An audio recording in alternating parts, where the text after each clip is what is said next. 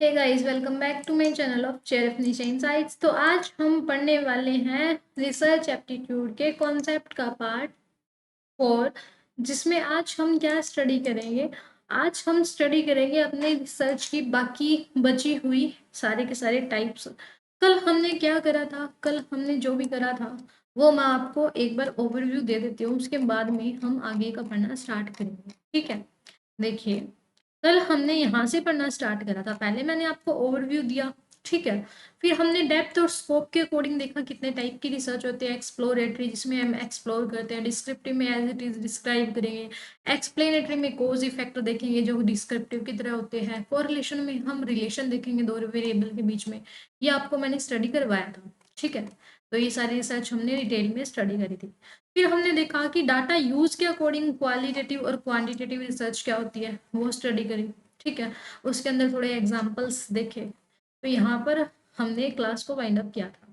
आज हम क्या देखते हैं, आज हम ये देखते हैं according two degree of manipulation of variable. अगर मैनिपुलेशन की डिग्री के अकॉर्डिंग हम देखें कि कितने टाइप की रिसर्च होती है, तो 3 टाइप्स की होगी, ठीक है।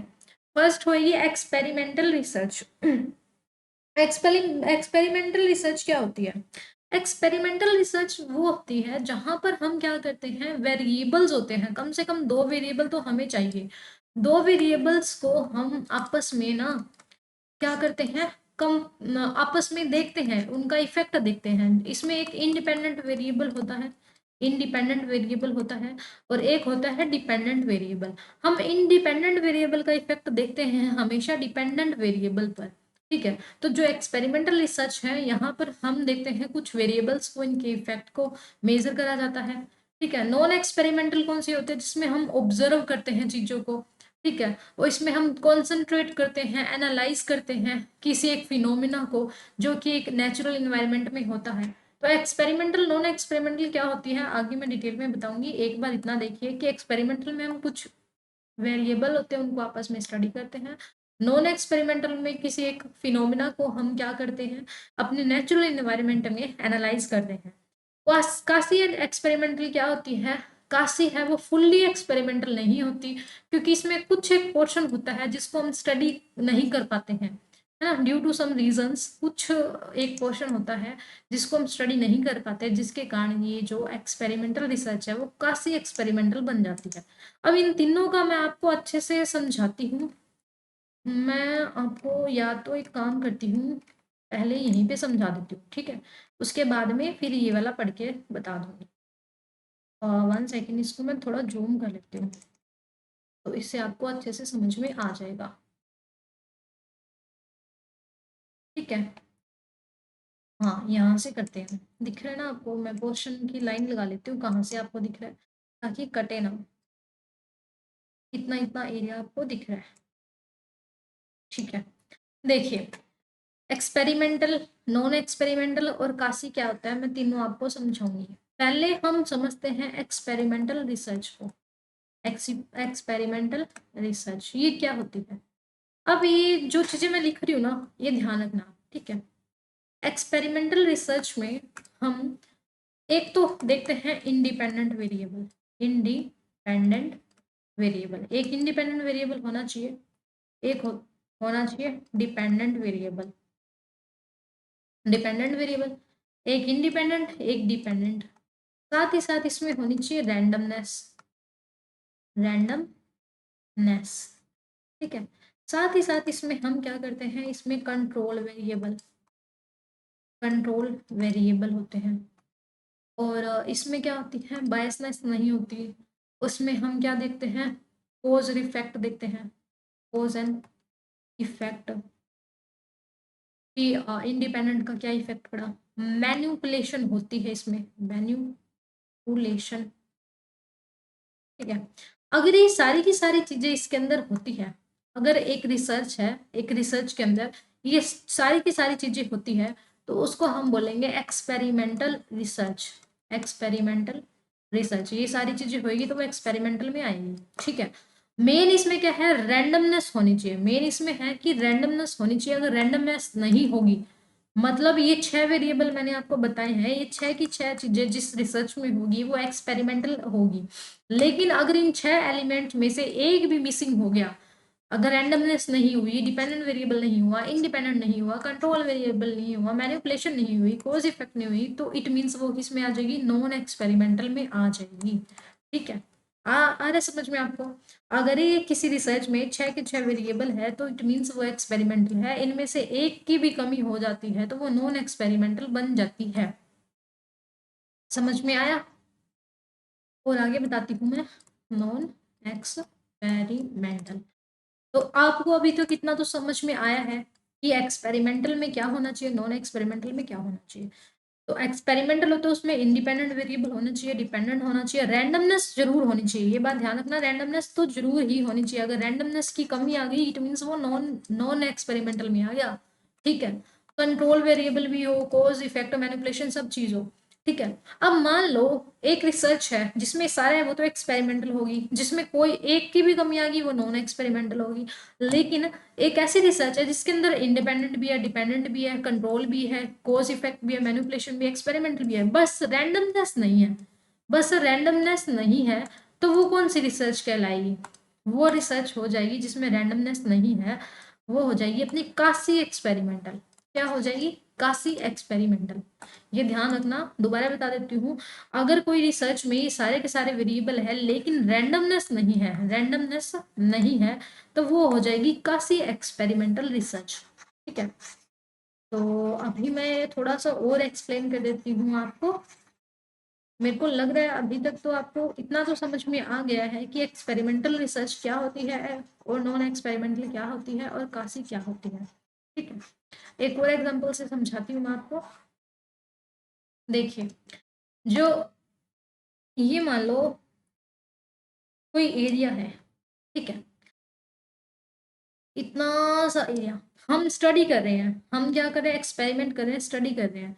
उसमें हमने क्या करा, इन सारे पोर्शन को स्टडी करा, इतना पोर्शन हमने स्टडी करा, कोई हमारी रिसर्च है, कोई हमारी रिसर्च है, उसका हम डाटा ले रहे हैं। ठीक है, मान लो हम ये डाटा ले रहे हैं कि इंडिया में हर ईयर कितने लोग बाहर से आते हैं, इंडिया में कितने लोग जो है वो बाहर से आते हैं, या फिर पाकिस्तान से ले लेते हैं कि पाकिस्तान से कितने लोग इंडिया में आते हैं। ठीक है, पाकिस्तान से कितने लोग इंडिया में आते हैं, ये अगर हम रिसर्च कर रहे हैं तो कुछ डाटा तो हम मिल जाएगा गवर्नमेंट की वेबसाइट से, है ना, कुछ हमें फ्लाइट वगैरह आती है उससे मिल जाएगा, एयरलाइन से, कुछ हमें मिल जाएगा बॉर्डर वगैरह से, है ना। तो ये सारे तो हमें मिल जाएगा, जितना डाटा रिकॉर्ड्स में है वो तो हमें मिल जाएगा। ठीक है, वो तो सब है, रैंडमनेस है, रैंडमनेस का मतलब कि उसके अंदर कोई भी क्या हो, छेड़खानी ना हो, जो डाटा जैसा है वैसा के वैसा दिखाना, जो डाटा जैसा है वैसा का वैसा अगर हम दिखाते तो उसको बोलते हैं रैंडमनेस है। ठीक है, कोई भी बाइसनेस नहीं है, कोई भी चीटिंग नहीं है, जिसमें चीटिंग ना हो उसको क्या बोलेंगे कि वो रैंडम डाटा है। लेकिन क्या इतने ही लोग आते हैं बॉर्डर से, पानी से या एयरलाइन के थ्रू? कुछ लोग ऐसे भी होते हैं जो नेपाल की साइड बॉर्डर है उसके ऊपर वायर तार लगी हुई है, तारों के नीचे से छुपते छुपाते भी तो आते हैं, है ना। तो हम जो डाटा ले रहे हैं कि पाकिस्तान से कितने लोग इंडिया में आते हैं, तो उसमें क्या हुआ, 100% श्योरिटी के साथ नहीं बोल सकते कि अगर 500 का डाटा हमारे पास अवेलेबल तो सिर्फ 500 ही आते हैं। कुछ ऐसे होते हैं जो कि छुपते छुपाते आ जाते हैं, इलीगल तरीके से आ जाते हैं, इलीगल जो तरीके से आते हैं उनका रिकॉर्ड्स तो हमें नहीं मिलता, है ना। जो तारों के नीचे से होके आ जाते हैं उनका भी रिकॉर्ड हमारे पास अवेलेबल नहीं है। तो यहाँ पर ना चाहते हुए ना इतना पोर्शन हमारा अनस्टडी रह जाता है, इस डाटा तक हम पहुंच नहीं पाते हैं ना चाहते हुए भी। अब इस डाटा तक नहीं पहुंच पाएंगे तो हम एज्यूम कर लेते हैं कि 2% लोग ऐसे हैं जो कि इलीगल तरीके से इंडिया में आते हैं, है ना। तो यहाँ पर क्या हुआ, हमारी ऐसी मंशा नहीं थी, हमारा ऐसा इच्छा नहीं थी कि हम क्या करें, रैंडमनेस ना लेके आए, कोई चीटिंग लेके ना लेके आए। अब लेकिन डाटा ही अवेलेबल नहीं है, डाटा ही अवेलेबल नहीं है तो हमें क्या अज्यूम करना पड़ा। तो ये जो पूरी रिसर्च है पूरी की पूरी, इसमें बाकी जगह तो रैंडमनेस है लेकिन थोड़ा सा पोर्शन है जो कि रैंडम नहीं है, यहाँ पर थोड़ी सी रैंडमनेस की कमी है।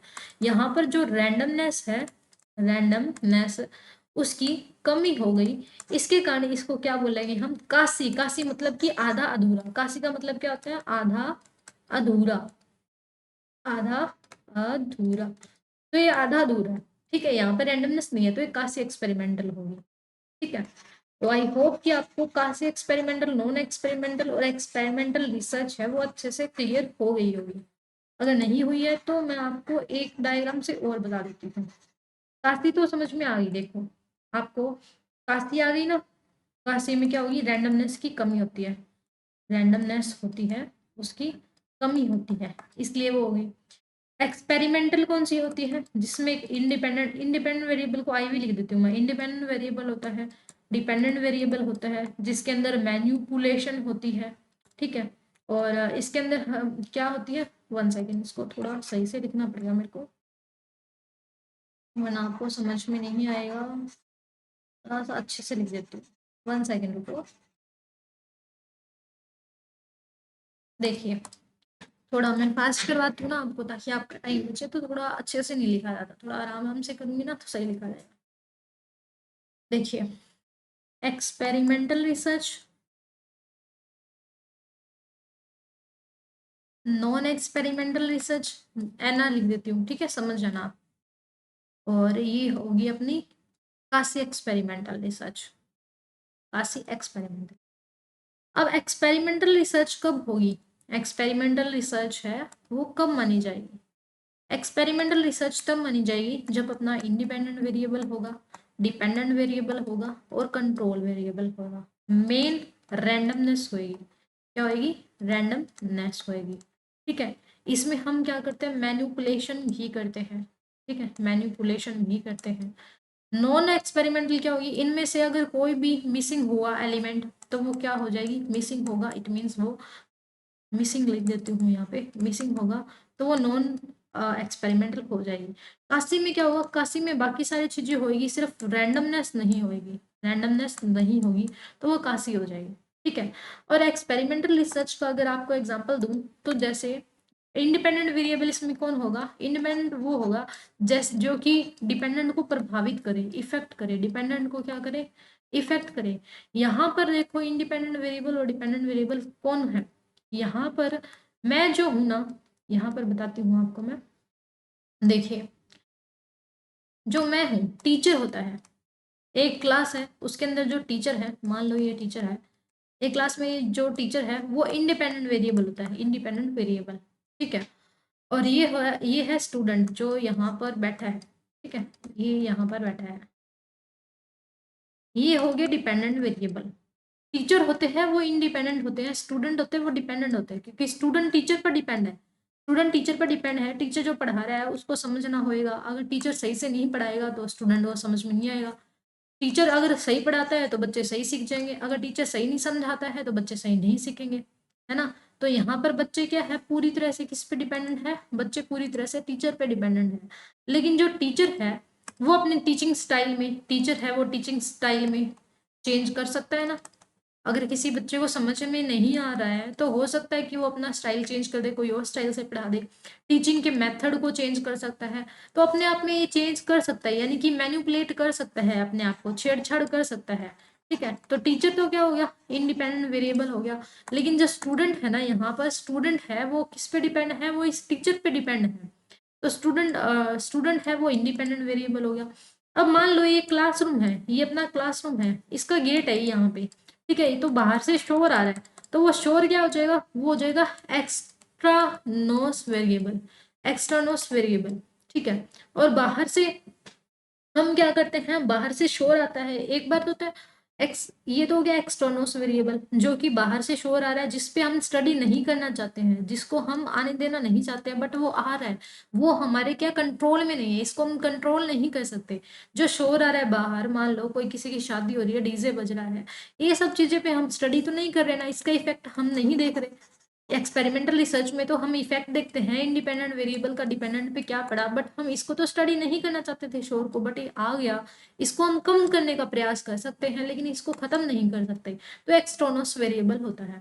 और ये जो इंडिपेंडेंट वेरिएबल है, डिपेंडेंट वेरिएबल है, इसके बीच में कंट्रोल वेरिएबल होता है, जिसको हम क्या करते हैं, कंट्रोल करे रखते हैं। जैसे कि टीचर है वो पढ़ा रहा है, ठीक है, तो बच्चे का ध्यान इधर उधर होना, ठीक है, बच्चे का ध्यान इधर उधर होना वो हो सकता है कंट्रोल वेरिएबल अपना, जिसको हम कंट्रोल कर सकते हैं। ठीक है, तो ये थी अपनी एक्सपेरिमेंटल रिसर्च, जिसके अंदर मैंने आपको बताया कि कौन कौन से एलिमेंट होंगे तो वो एक्सपेरिमेंट होगी, और कौन कौन से नहीं होंगे तो वो एक्सपेरिमेंट नहीं होगी। ठीक है, तो आई होप कि आपको एक्सपेरिमेंटल रिसर्च तो अच्छे से क्लियर हो गई होगी। अब हम थोड़ा यहाँ देख लेते हैं, जो एक्सपेरिमेंटल रिसर्च होती है ये कौन सी होएगी, क्वांटिटेटिव होएगी, क्वांटिटेटिव, क्योंकि इसमें हम एक्सपेरिमेंट करते हैं। ठीक है, एक्सपेरिमेंटल रिसर्च में एक्सपेरिमेंट करेंगे, वो लेबोरेटरी में भी हो सकते हैं। ये ध्यान रखना, ये क्वेश्चन आता है पेपर में, कौन सा आता है कि क्या इसको लेबोरेटरी में कर सकते हैं, हाँ कर सकते हैं, यानी कि लैब में हम एक्सपेरिमेंट करते हैं ना, वो भी तो इसी रिसर्च का एक टाइप है। तो लैब में भी कर सकते हैं और फील्ड में भी कर सकते हैं, फील्ड मतलब कि नेचुरल सेटिंग में, नेचुरल इन्वायरमेंट में। ठीक है, तो देखिए ये क्या करता है, इसका ऑब्जेक्टिव होता है मेथड बताना, कंट्रोल इंक्वायरी, ये लाइक्लीहुड, कॉजल रिलेशनशिप देखता है। देखो इसके बीच में इंडिपेंडेंट डिपेंडेंट वेरिएबल के बीच में कॉज और इफेक्ट देखेगा, ये ध्यान रखना, इसमें हम इसका कीवर्ड क्या है, कॉज और इफेक्ट, और इंडिपेंडेंट डिपेंडेंट वेरिएबल के बीच में। ठीक है, ये साइंटिफिक प्रोसेस है, इसमें हम क्या करते हैं, एक साइंटिफिक प्रोसेस को फॉलो करते हैं। ठीक है, इसको हम ट्रायल एंड एरर मेथड भी बोलते हैं, ट्रायल और एरर मेथड, मतलब कि ट्राई करा फिर एरर आ गई, फिर ट्राई करा फिर एरर आ गई। ठीक है, तो ये है एक्सपेरिमेंटल रिसर्च जो है, उसकी एडवांटेज क्या होती है, इसमें हम क्या करते हैं, बेस्ट डिस्क्राइब कर सकते हैं कोज और इफेक्ट के रिलेशनशिप को, कि इंडिपेंडेंट डिपेंडेंट वेरिएबल के बीच में क्या रिलेशन है, इनको हम अच्छे से डिस्क्राइब कर सकते हैं। डिसएडवांटेज क्या है, आर्टिफिशियल होता है, फिजिबिलिटी, यानी कि इसमें नई स्टडी कर सकते हैं, हो सकता है कि गलत स्टडी कर ले, अनएथिकल भी कर लेते हैं, कई बार सही इफेक्ट ना आए तो हम जानबूझकर उस चीज को सही दिखाने के लिए भी अनएथिकल चीजें कर लेते हैं। वेरिएबल्स को कई बार पता लगाना कि कौन सा डिपेंडेंट है कौन सा इंडिपेंडेंट हो सकता है कि टफ हो जाए। ठीक है, तो एक्सपेरिमेंटल की थोड़ी सी डिसएडवांटेज होगी। अब है नॉन एक्सपेरिमेंटल ऑब्जर्वेशनल स्टडी है, इसको हम ऐसे भी बोल सकते हैं कि कॉन्सेंट्रेट करने वाली, एनालाइज करने वाली स्टडी, जो कि नेचुरल इन्वायरमेंट में की जाती है। यहाँ पर रिसर्चर ओनली मेजर करेगा variable needed for the study, does not otherwise become involve. जो वेरिएबल ज्यादा इंपॉर्टेंट है उनको स्टडी करेगा, सभी को नहीं करेगा। जबकि एक्सपेरिमेंटल में सारे जितने भी 6 एलिमेंट बताए थे उन सबको स्टडी किया जाता है। Descriptive research frequently use because it's observational nature. Descriptive research हम क्यों यूज करते हैं, क्योंकि उसमें भी हम ऑब्जर्वेशन को यूज करते हैं। जैसे मैंने आपको ऊपर बताया था कि ऑब्जर्वेशन डिस्क्रिप्टिव में भी आई हुई थी, है ना। ऑब्जर्व हो सकता है कोई नई थ्योरी को करे, हो सकता है कोई हम पुरानी चीज को ही करे। ठीक है, तो नॉन एक्सपेरिमेंटल रिसर्च क्या देखती है, कोई एक सर्कमस्टेंस को देखेगी, कोई एक प्रॉब्लम को देखेगी। ये मैं आपको ऊपर बता चुकी हूँ। अब जो काशी है वो फुल्ली एक्सपेरिमेंटल नहीं होती, क्योंकि एक पोर्शन है उसको हम स्टडी नहीं कर सकते हैं। ठीक है, in this instance the focus group study are picked from pre-existing population rather than at random नहीं ले सकते, कुछ ऐसा होता है जिसके एरिया के पास हम नहीं पहुंच पाते हैं। ठीक है, तो यहाँ पर जो इन्फॉर्मेशन गैदर की गई है पर्टिनेंट है, वो एक्सपर्टीज, यानी कि एक्सपर्ट के पॉइंट ऑफ व्यू से हम देखते हैं कि इनको इंक्लूड करनी चाहिए, रिसर्च के अंदर नहीं करनी चाहिए। और reduce spread of germs resistant antibiotic, one example, कि हम एनालाइज, इसका एग्जांपल हो गया कि हम एनालाइज करेंगे कि कैसे हमारी जो इंटरवेंशन स्ट्रेटजी है वो जर्म्स जर्म्स जो बैक्टीरिया होते हैं जर्म्स के resistant to antibiotic, one example, मतलब कि कैसे एक जो जर्म्स होते हैं, ठीक है, वो एंटीबायोटिक्स अगर हम उनको देंगे उसके ऊपर छिड़केंगे तो उसका क्या इफेक्ट होएगा वो देखना। ये मतलब एग्जाम्पल इतना खास नहीं है, मैंने आपको समझा ही दिया था ऊपर। ठीक है, अब देखिए टाइप ऑफ इनफेरेंस, अगर हम टाइप ऑफ इनफेरेंस देखें तो हमारे पास deductive, inductive, hypo deductive investigation आती है। इंडक्टिव और डिडक्टिव वो तो मैं आपको इतनी बार ऊपर बता चुकी हूँ। तो अब हम सीधा देखते हैं हाइपो डिडक्टिव। ठीक है, इंडक्टिव रिसर्च में क्या करेंगे, हम चलेंगे थ्योरी से, सॉरी हम इसमें ऑब्जर्वेशन से चलेंगे। किससे चलेंगे, इंडक्टिव में हम ऑब्जर्वेशन से चलेंगे, ऑब्जर्व करेंगे कोई चीज को, फिर उसका पैटर्न बनाएंगे। ठीक है, पैटर्न बना के उसकी हम क्या करेंगे, हाइपोथेसिस बनाएंगे, लास्ट में हम थ्योरी बना देंगे। और डिडक्टिव में क्या करते थे, हम डिडक्टिव में हम चलते हैं थ्योरी से, कोई एक थ्योरी हमने देखी, ग्रेविटी की थ्योरी देखी जैसे कि, ठीक है, ग्रेविटी की थ्योरी देखी, थ्योरी से हम किस पे गए, फिर हाइपोथेसिस बनाई, क्या ऐसे ही होता है। फिर हमने पैटर्न चेक करा, बार बार चीजें, जैसे मैंने आपको वो ग्रेविटी वाला एग्जांपल दिया कि ग्रेविटी कहती है कोई चीज ऊपर फेंकोगे तो नीचे आके गिरेगी। फिर मैंने क्या सोचा कि क्या सच में ऊपर फेंकने से चीजें नीचे आती है। फिर मैंने पैटर्न कैसे बनाया, मैंने पेन फेंक के देखा ऊपर, वो भी नीचे आया। मैंने बुक फेंक के देखी, वो भी नीचे आई। मैंने मेरी फ्रेंड को फेंक के देखा, वो भी नीचे आ गया। पैटर्न बना, है ना। लास्ट में मैंने कंक्लूजन निकाल दिया कि ये थ्योरी सही है बिल्कुल, ठीक है। तो टेस्ट करा, वो इंडक्टिव में आ गई। अब हाइपोथेटिकल डिडक्टिव क्या करता है, हाइपोथेटिकल मतलब कि इंडक्टिव, ये दोनों का मिक्सचर है, इंडक्टिव प्लस डिडक्टिव। इंडक्टिव और डिडक्टिव दोनों को मिला के इसको हमने बना दिया हाइपोथेटिकल डिडक्टिव। लेकिन एक बात ध्यान रखना, अगर यहाँ पे लिख रखा है हाइपोथेटिकल डिडक्टिव, इट मीन्स ये मिक्सचर तो दोनों का है, इंडक्टिव भी है डिडक्टिव भी है, बट ज्यादा इसमें डिडक्टिव है, ठीक है। लेकिन यहाँ पे लिखा होता हाइपोथेटिकल इंडक्टिव, तो इट मीन्स क्या होता, मिक्स तो है, ये इंडक्टिव भी है डिडक्टिव भी है, लेकिन ज्यादा इंडक्टिव है, ठीक है। तो जो वर्ड लिखा होगा यहाँ पे डिडक्टिव लिखा हुआ है तो इट मीन्स ज्यादा डिडक्टिव है, अगर इंडक्टिव लिखा होगा इट मीन्स यहाँ पर ज्यादा इंडक्टिव है, ठीक है। तो ये अपना था हाइपोथेटिकल डिडक्टिव इन्वेस्टिगेशन। और ये होती क्या है हाइपोथेटिकल, मतलब इसमें मिक्स ही होता है दोनों। इसमें हम ऑब्जर्व करेंगे रियलिटी को ताकि हम हाइपोथेसिस बना सके, ठीक है। और डिडक्शन का यूज कैसे करते हैं, डिडक्शन का इसलिए करते हैं ताकि हम जो थ्योरी हमने बनाई है उसको टेस्ट भी कर सके, ठीक है। तो इंडक्टिव का काम क्या होता है, इंडक्टिव में तो हम थ्योरी को बनाते हैं, नई नई नॉलेज को लेते हैं, नई नई चीजों को एक्सप्लोर करते हैं, तो वो तो काम इसमें इसमें हो गया इंडक्टिव वाला। फिर उस थ्योरी को, थ्योरी हम बनाते हैं, उस वो वाला काम तो अपना हो गया इंडक्टिव रिसर्च का, ठीक है। फिर थ्योरी को हम टेस्ट भी करेंगे, वो हो गया डिडक्टिव रिसर्च का। तो ये क्या बन गई अपनी हाइपोथेटिकल डिडक्टिव इन्वेस्टिगेशन बन गई, ठीक है। तो डिडक्टिव आपको करवा चुकी हूँ मैं, इंडक्टिव भी करवा चुकी हूँ। ये एक्स्ट्रा स्लाइड है, पढ़ लेना अगर पढ़ना है तो। देखिए अब हम देखते हैं according to time in which study is carried out. अगर हम टाइम के अकॉर्डिंग देखें कौन कौन सी रिसर्च होती है, तो एक होती है लॉन्गिट्यूडिनल, एक होती है क्रॉस रिसर्च। कुछ भी नहीं है, ये पढ़ने की इतना जरूरत नहीं है, सीधा मैं बता देती हूँ आपको, वैसे पढ़ लेना पढ़ना हो तो, क्योंकि एक्स्ट्रा स्लाइड दी हुई है मैंने। इसका मेन क्या है, मेन क्रक्स ये है कि लॉन्गिट्यूडनल में हम क्या करते हैं, लॉन्गिट्यूडनल में यहाँ पर दिया होगा मैंने, देखो जो लॉन्गिट्यूडनल है ना उसमें एक ही वेरिएबल को, एक ही वेरिएबल को हम लॉन्ग टाइम तक स्टडी करते हैं, लॉन्ग टाइम तक हम स्टडी करते हैं, वो लॉन्गिट्यूडनल हो गया। क्रॉस सेक्शनल में क्या होता है, क्रॉस सेक्शनल में ऐसे होता है कि एक टाइम हो गया, टाइम तो एक हो गया, लेकिन दो से ज्यादा वेरिएबल को, काफी सारे वेरिएबल को, काफी सारे वेरिएबल को एक ही टाइम स्टडी करते हैं। जैसे कि मान लो फॉर एग्जाम्पल कि मैं क्या कर रही हूँ मैं जेआरएफ की तैयारी कर रही हूँ, सिर्फ एक जेआरएफ की तैयारी कर रही हूँ, ओनली एक जेआरएफ की तैयारी, और मैं काफी सालों से 5 सालों से तैयारी कर रही हूँ जेआरएफ की। ये एग्जांपल लिया मैंने कि जेआरएफ की मैं तैयारी अगर 5 सालों से कर रही हूँ, उसके अलावा मैं कुछ भी नहीं कर रही हूँ, तो वो किस में आ जाएगा, लॉन्गिट्यूडनल में आ जाएगा। क्योंकि एक ही वेरिएबल को, एक ही सब्जेक्ट को, एक ही टॉपिक को मैं लॉन्ग टाइम तक स्टडी कर रही हूँ, ठीक है। लेकिन यहाँ पर एग्जाम्पल दूं मैं कि मैं अभी रिसर्च पेपर लिख रही हूँ, रिसर्च पेपर लिख रही हूँ, साथ साथ जेआरएफ की प्रिपरेशन कर रही हूँ, साथ साथ मैं यूट्यूब पे पढ़ा रही हूँ, साथ साथ मैं असिस्टेंट प्रोफेसर की कर रही हूँ, साथ साथ मैं पीएचडी की भी तैयारी कर रही हूँ, ठीक है। और ये मैं अभी इसी साल कर रही हूँ, इसी साल कर रही हूँ। तो ये कौन सी हो जाएगी, क्रॉस सेक्शनल हो जाएगी। मतलब कि एक ही टाइम पर बहुत सारे वेरिएबल को स्टडी करना, अलग अलग वेरिएबल को स्टडी करना, ठीक है। तो आया समझ में, एक टाइम पर बहुत सारे वेरिएबल को स्टडी करेंगे तो वो क्या आ जाएगा, वो आ जाएगा क्रॉस सेक्शनल, क्रॉस सेक्शनल, ठीक है। और अगर हम एक टाइम एक टॉपिक को, एक सब्जेक्ट को लॉन्ग टाइम तक स्टडी करेंगे तो वो आ जाएगा अपना लॉन्गिट्यूडनल, ठीक है। नाम से ही पता चल रहा है लॉन्गिट्यूडनल। अब हम देखते हैं इसमें क्या लिखा है, थोड़ा सा इसका भी देख लेते हैं। देखिए लॉन्गिट्यूडनल रिसर्च क्या होती है, इसमें हम क्या करते हैं, किसी ऑक्यूरेंस, किसी घटना को, किसी पर्सन को, किसी ग्रुप को हम क्या करते हैं, बड़े टाइम तक क्या करते हैं, ऑब्जर्व करते रहते हैं।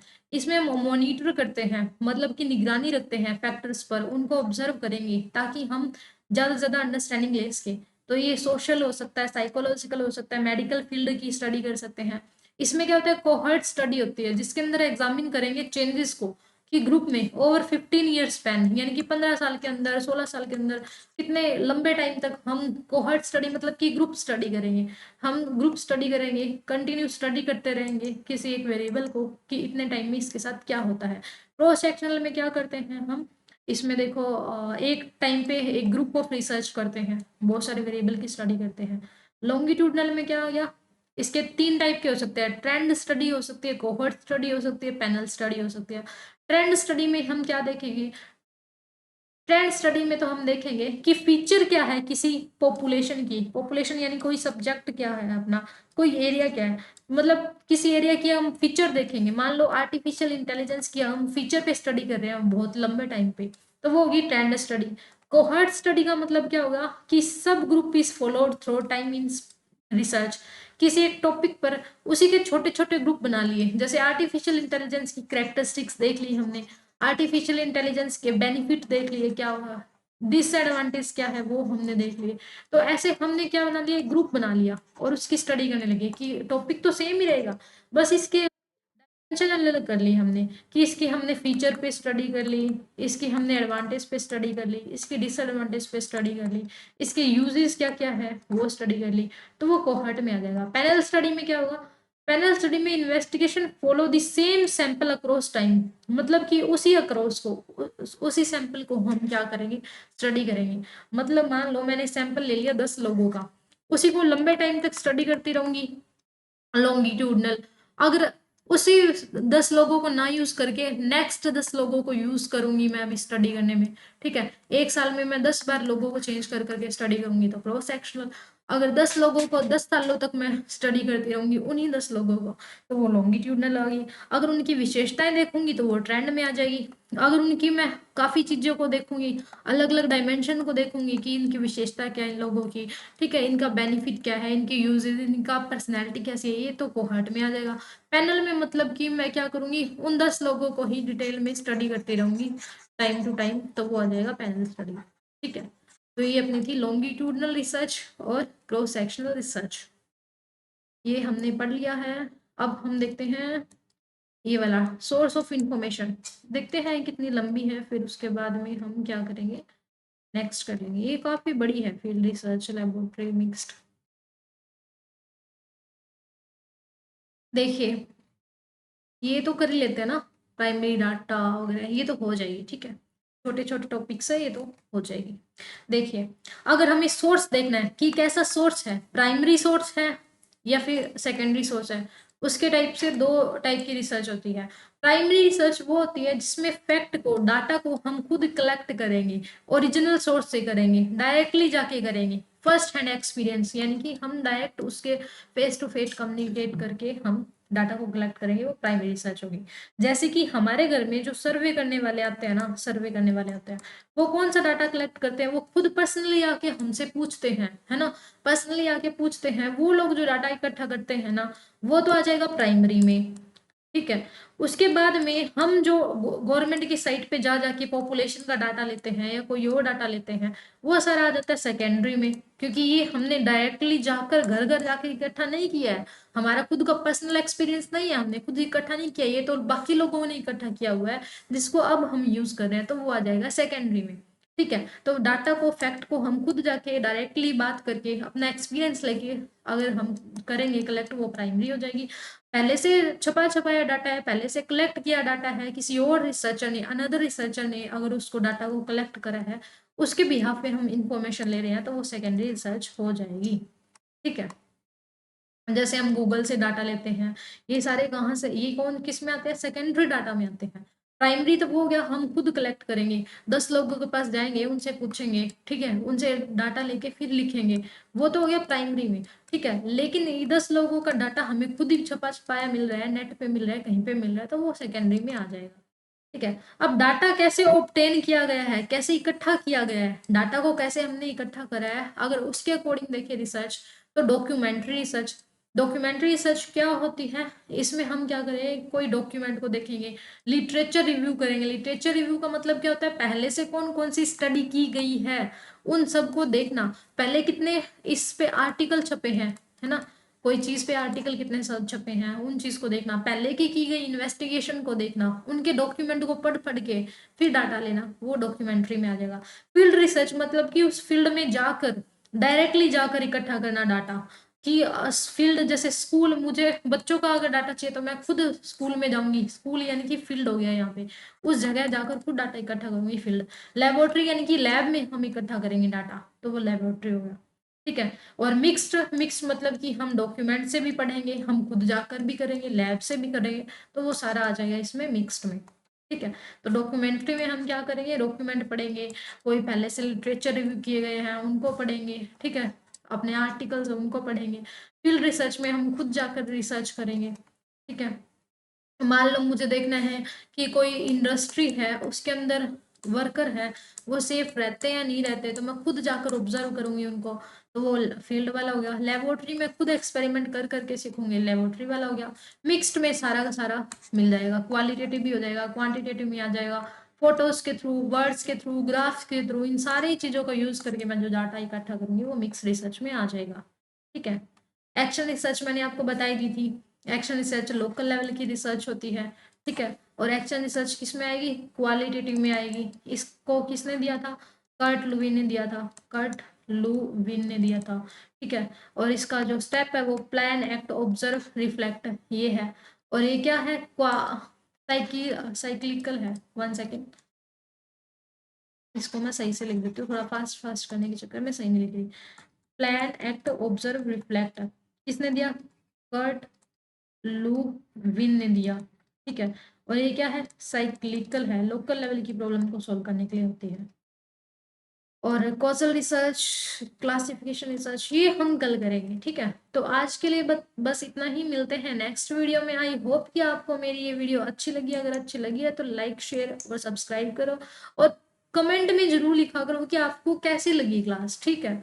आपका फीडबैक है वो बहुत इंपॉर्टेंट है, मुझे कमेंट में जरूर लिखना। और आपको मैंने बताया कि दिसंबर 2023 के PYQ मैं आपको करवा रही हूँ अपने इस चैनल पे, प्लेलिस्ट में जाके देख लेना अगर आपने नहीं देखा है तो मेरे पास काफ़ी तो पेपर्स हैं, कुछ एक पेपर्स अभी भी नहीं है, तो आप मेरी JRF निशा इनसाइट्स, मैं आपको लिख देती हूँ, JRF निशा इनसाइट्स 2000@gmail.com, इस आईडी पे ना क्वेश्चन पेपर भेज देना आप, ठीक है, ताकि मैं आपको सॉल्व करवा सकूँ ज़्यादा से ज़्यादा क्वेश्चन।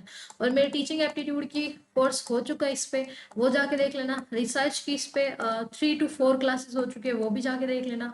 और टीचिंग एप्टीट्यूड के भी PYQ मैंने करवा दिए हैं, वो जाके देख लेना। और दिसंबर 2023 के PYQ भी चल रहे हैं, वो भी जाके देख लेना, ठीक है। तो बाय बाय।